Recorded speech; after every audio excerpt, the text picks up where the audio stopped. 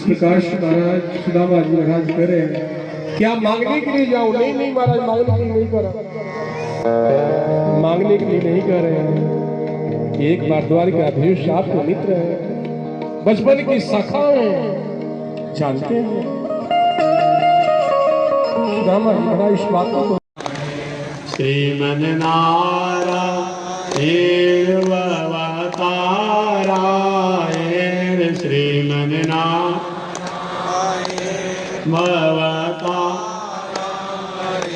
लक्ष्मी नारायण नारायण नारायण, लक्ष्मी नारायण नारायण। बोलिए श्री लक्ष्मी नारायण भगवान की। अनंताचार्य कृपया वेदांत द्वय पारगम रामकृष्णांग्र सद्भक्त विश्वक्सेन मुनिं भजे। कासायम यज्ञ सूत्रम शुचिवपुषि तथा चोर्ध्वपुण्ड्रं च भाले, यस्यास्ते दक्षहस्ते कलिकुमति गिरीन्द्रेन्द्रवज्रं त्रिदण्डं, संसाराग्नि प्रशान्त्यै मृतजलममलं दारुपात्रं पवित्रं। श्रीविश्वक्सेन सूर्यः पदकमलयुग श्रेयसे संश्रयामि। लक्ष्मीनाथ समारम्भां नाथयामुनमध्यमाम् अस्मदाचार्यपर्यन्तां वन्दे गुरो परम्पराम्।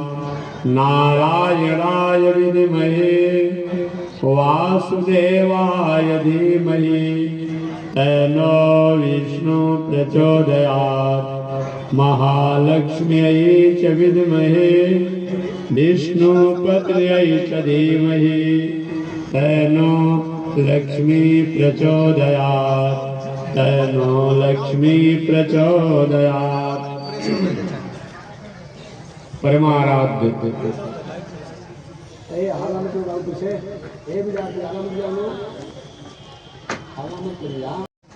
बक्सर की पावन भूमि से चलकर आए हुए जगत गुरु स्वामी अयोध्यानाथ जी द्वारा आपने कथा श्रवण किया। इनसे पहले वृंदावन से चलकर आए हुए छत्रभुज स्वामी जी, उनसे पहले हरिद्वार की पावन भूमि से चलकर आए हुए वैकुंठनाथ जी, उनसे पहले काशी की पावन भूमि से चलकर आए हुए मुक्तिनाथ जी द्वारा कथा श्रवण किया। आरा से चलकर आए हुए आनंद बिहारी शास्त्री जी द्वारा आपने कथा श्रवण किया। योगाचार्य द्वारा योग शिविर में भी आप सम्मिलित हुए होंगे। बस अल्प समय में अल्प बातों को मैं निवेदन करूंगा। प्रथम दिन मैंने निवेदन किया था, मानवीय जीवन में अगर हम कहीं अपने लक्ष्यों को उद्देश्यों से भूल जाते हैं, भटक जाते हैं।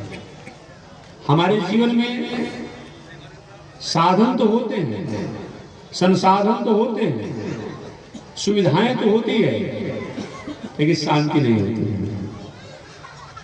आज शांति की खोज में हम घूम रहे हैं। ठीक है, अयोध्या, मथुरा, माया, काशी, कांची, जग, उपनेत, पूजा पाठ, गंगा स्नान, तीर्थ व्रत शांति का कारण है। ये साधन हो सकते हैं। अयोध्या जाना हो, आपको सासाराम जाना हो, और कहीं जाना हो, बनारस जाना हो, बक्सर जाना हो, गाड़ी साधन हो सकता है। गाड़ी का सहारा लेकर के हम जाएंगे, लेकिन केवल गाड़ी हो, हम चढ़ने वाले नहीं, तो साधन होने से हम यात्रा नहीं कर पाएंगे। ये साधन तो है, लेकिन इस साधन को हमें वहां पहुंचने के लिए, प्राप्त करने के लिए, इनके द्वारा हम और आपको भी एक आवश्यकता है। अभी कुछ देर पहले एक महानुभाव आए थे कि महात्मा जी आपसे एक प्रश्न पूछना। हमने कहा तो प्रश्न जानते ही नहीं है, प्रश्न पूछ लिया जाए। तो उन्होंने कहा कि शांति नहीं है, शांति का क्या उपाय है। आज ही आए थे पटना से, तो मैंने निवेदन किया अशांति का 2-3 कारण होता है। अशांति का 2-3 कारण होता है। एक कारण तो है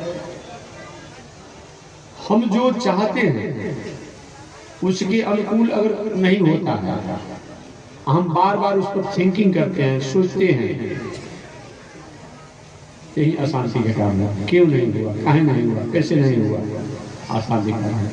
दूसरा, जिससे जितनी हम उम्मीदें रखते हैं उस उम्मीद के अनुसार वो काम नहीं होता है, तभी अशांति होती है।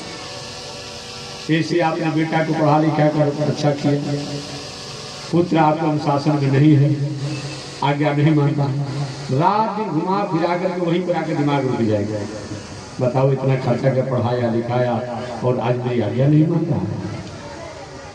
पत्नी की बात हो, परिवार की बात हो, भाई की बात हो, समाज की बात हो। और तीसरा अशांति का कारण है कि अगर हमने अपने व्यवहारों द्वारा, अपने कर्म द्वारा, अपने आचरण द्वारा संसार के प्राणियों को, संसार के वस्तु व्यवस्था से किसी को अशांत कर दिया है, तो हम भी अशांत रहेंगे। यही अशांति का कारण है। तो मैंने उन महानुभाव से पूछा, भाई आप समझिए इस बारे में कि क्या आपके साथ है। तो हालांकि व्यवहारिक बात तो मैं कहना ही नहीं चाहता हूँ मंच के माध्यम से। उन्होंने कहा, महात्मा जी अब मेरी यही अशांति का कारण, अच्छे पढ़े लिखे थे, मंच पर किसी के संबोधन शब्दों को पदों को देना अच्छी बात नहीं है, क्योंकि पढ़ाने में बहुत प्रयास करता हूँ। मैंने कहा मेरा पुत्र जो है ये क्या चल रहा है, मोबाइल पर जो देखता है लड़का, दिन भर गेम खेलते रहता है। हमने कहा बस हो गया, आप चाहते हैं कि हमारे अनुकूल हो, हम बड़े पद पर हैं, पढ़े लिखे तो बड़ा आदमी बन जाए, लेकिन वो आपको अनुकूलता में नहीं है, अशांति का। और बाकी अशांति कारण दूसरा नहीं है। चाहे आप वृंदावन चले जाइए, हरिद्वार चले जाइए, प्रयाग चले जाइए, बक्सर चले जाइए, कहीं भी रहिए, जग में रहिए, पूजा में रहिए, पाठ में रहिए, कुंभ में रहिए, इस पर जब तक से हम नियंत्रण नहीं करते हैं तब तक से हमारी अशांति जाती नहीं है। इसलिए शांति के लिए एकमात्र उपाय है कि हमने जो लक्ष्य और उद्देश्य, जो थिंकिंग किया, उसको हम प्रयास तो करें। अगर नहीं हो रहा है, चुप रखना। बहुत भावन शंकर जी ने सती जी को समझाया। सती जी देवी दक्ष कुमारी, तुम्हारे पिता द्वारा यज्ञ तो किया जा रहा है, अच्छी बात है। कोई भी यज्ञ हो, पूजा हो, पाठ हो, मंदिर हो, तीर्थ हो, व्रत हो, सार्वजनिक आयोजन हो, वहां कोई निमंत्रण की आवश्यकता ही नहीं। परंतु जहां जाने के बाद किसी में ईर्ष्या का उबाल आ जाए, उफान आ जाए, द्वेष की उबाल आ जाए, उफान आ जाए, वहां नहीं जाएंगे। बहुत भावन शंकर जी, तुम्हारे पिताजी यज्ञ कर रहे हैं, अच्छी बात है, परंतु तुम्हारे पिताजी का यज्ञ करने का तात्पर्य नहीं है, वो केवल हमको नीचा दिखाने के लिए कर रहे हैं। ऐसी बात नहीं, यज्ञ होना ही चाहिए। लेकिन कोई किसी यज्ञ करे, पूजा करे, मंदिर शिविर लगाए, मंदिर करे, कथा करे, प्रवचन करे, एक हम तो तिरन्नी स्वामी जी के चेला जियर स्वामी को दबा देंगे। अरे भाई, दबे तो इसी तरह से है, हर व्यक्ति अपने आप नमूना होता क्या दबाने की बात है। ऐसा विचार करके अगर जप किया जाए, पूजा किया जाए, पाठ किया जाए, मंदिर बनाया जाए, तीर्थ व्रत किया जाए, भंडारा किया जाए, कथा प्रवचन किया जाए, कराया जाए, कोई मतलब नहीं है। हमें करे, हर व्यक्ति अपने आप परमात्मा द्वारा भेजा गया है। हमारे में जो गुण होगा आप में नहीं होगा, आप में जो होगा हमारे में नहीं होगा। हर व्यक्ति, परमात्मा ने एक ऐसा काम किया कि हर व्यक्ति को ऐसा नमूना बना दिया है, उसका नकल किसी के पास नहीं है। सब कुछ करेगा लेकिन बुद्धि कहाँ से ला देगा। सबकी अलग। घर में 4 भाई हैं, चारों भाई के विचार, उठन बैठन बोलन चालन सब अलग अलग होते हैं। तो बहुत भावन शंकर जी ने कहा कि सती जी, दक्ष कुमारी, तुम्हारे पिता द्वारा यज्ञ किया जा रहा है, अच्छी बात है, लेकिन यज्ञ का उद्देश्य उनको यज्ञ करना नहीं है, हमको नीचा दिखाना है कि शंकर माने कुछ नहीं। इसलिए मैं कहूँगा कि जो व्यक्ति हमसे विरोध करता है और हमारी तुम पत्नी बनी हो, ठीक है, तुम्हारे पिता है दक्ष, लेकिन हमारी भी पत्नी हो, तो हमारे कारण तुमसे भी विरोध होगा। अतः तुम नहीं जाती तो अच्छा होता। सती जी नहीं मानी। क्या महाराज बात करते हैं, मेरे पिता जग करे, मेरी बहनें आई होगी और हित संबंधी सब लोग आएंगे, पर भला मैं नहीं जाऊंगा? मेरे पिताजी हमें लाडली बेटी को अगर पुकारते संबोधन करते, ऐसे कैसे होगा? बाबा के बहुत समझाने के बाद भी नहीं मानी सती। अंतिम निर्णय तो यहाँ तक हुआ कि शंकर जी रोकते रह गए और सती जी निकल गए। हैरान हो गए भूल भाव शंकर जी, क्या हो गया? मेरे कहने के बाद भी नहीं रुक रही है। आश्चर्य हुआ, ध्यान की, विचार की, तो विचार करने पर है यार ये शंकर जी कुछ समान नहीं ना है। कोई भी किसी पर ग्रह का उपद्रव होता है, आज लोग कहते महामृत्युंजय जपवा लीजिएगा, रुद्राभिषेक करा लीजिएगा, कहते हैं हम लोग ना। उनके मूर्ति और मंदिर के दर्शन करने से, जप करने से कुयोग का शांति होता है जी। और समझो शंकर जी कहते हैं कि कल्याण नहीं होगा, रोक रहे हैं, और सती नहीं मान रही। सो भावी मीठा हूं त्रिपुरारी, वही त्रिपुरारी है जो भावी को बदलने वाले हैं, मिटाने वाले हैं। आज सती जी नहीं मानी। बाबा भी हैरान हो गए, मेरी कहने के बाद भी नहीं मान रही है। ध्यान किए, देखिए भावी को, प्रारब्ध को मिटाया जा सकता है। बात समझ लीजिए, प्रारब्ध को, भावी को, भविष्य को, भाग को बदला जा सकता है, संशोधन किया जा सकता है।